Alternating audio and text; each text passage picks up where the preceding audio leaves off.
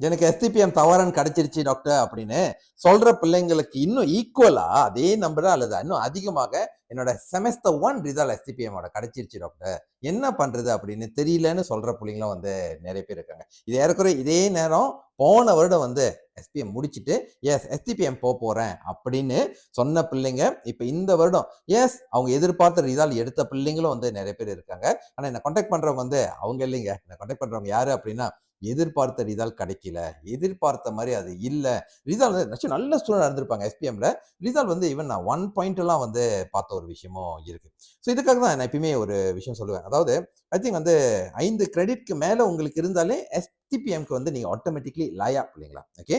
அடுத்த கேள்வி வந்து போகணுமா இல்லையான்ற ஒரு விஷயம் தெளிவாக வந்து கண்டிப்பாக தீர்மானிக்கணும். இதுக்கு வந்து டாக்டர் சஞ்சய் சில வீடியோக்கள் வந்து கண்டிப்பாக பகிர்ந்திருப்பார். யாரு போகணும், யாரு போகக்கூடாது அப்படின்னு. ஓகேங்களா? பட் இந்த காணொலியில நான் அட்ரஸ் பண்ண போறது யாருன்னா, மறுபடியும் செமஸ்டர் 1 ரிசல்ட் கையில கிடைச்சிருச்சு. ஆனா எதிர்பார்த்த மாதிரி இல்ல. என்ன பண்றது அப்படின்னு ரொம்ப நேரம் இப்ப கையில வச்சுட்டு யோசிச்சுட்டு இருக்காதீங்க. கண்டிப்பாக எனக்கு புராணம் பண்ணுங்க. ஓகே. உங்களோட செமஸ்டர் 1 ரிசல்ட்டையும் அனுப்புவீங்க. எஸ்பிஎம் ரிசல்ட்டையும் அனுப்புவீங்க. என்ன ஆம்பிஷன்னு சொல்லுங்க பிள்ளைங்களா. ஓகே. ஸோ இதுக்கு என்ன தீர்வு இருக்கு? என்ன இப்போ உடனே பண்ணணுன்ற ஒரு விஷயத்த கண்டிப்பாக நீங்க தான் முடிவு எடுக்க போறீங்க. அதற்குண்டான எல்லா ஆப்ஷன்ஸையும் கண்டிப்பாக உங்ககிட்ட நான் சொல்லணும். ஓகேங்களா? அதாவது இது வந்து ஜஸ்ட் ஒரு ஆப்ஷன்ல மட்டும் இல்ல. இது ரொம்ப முக்கியமான ஒரு விஷயமும் கூட. பிகாஸ் நேரம், காலம் எவ்வளோ முக்கியமோ அதே நேரத்துல வந்து உங்களோட அந்த ஒரு எண்ணம் ஆர்வம், அதாவது இதுதான் படிக்கணும்னு ஒரு ஃபோக்கஸ் இருக்கு பாத்தீங்களா?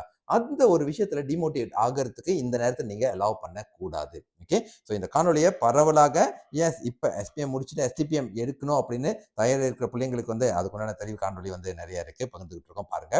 இது செமஸ்டர் 1 ரிசல்ட் உங்களுக்கு கையில கிடைச்சிருச்சு.